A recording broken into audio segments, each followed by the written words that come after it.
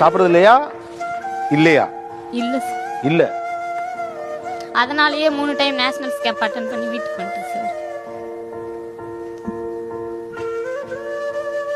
அப்பாவால வேலை செய்ய முடியாது சார். அம்மா தான் சார் எல்லாமே. நீங்க என்ன விளையாடுறீங்கம்மா? கபடி சார். கபடி. ஸோ நிறைய எனர்ஜி வேணும்ல? ஆமாங்க சார்.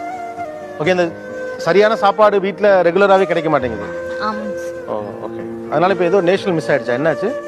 வெயிட் இல்லாதால வேணும். கேம் எல்லாம் இருக்குமா, நல்லா விளையாடுற, எல்லாமே உனக்கு இருக்கு, ஆனா வெயிட் தான் இல்ல அப்படின்னு சொல்றாங்க சார்.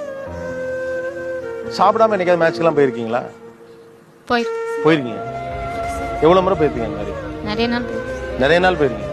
சாப்பிடாம ப்ராக்டிஸ் போயிருக்கீங்க? போயிருக்கு சார். மேட்சஸ்க்கும் போயிருக்கீங்க? போயிருக்கு சார். நீங்க என்ன லெவல் ஆடுறீங்கம்மா?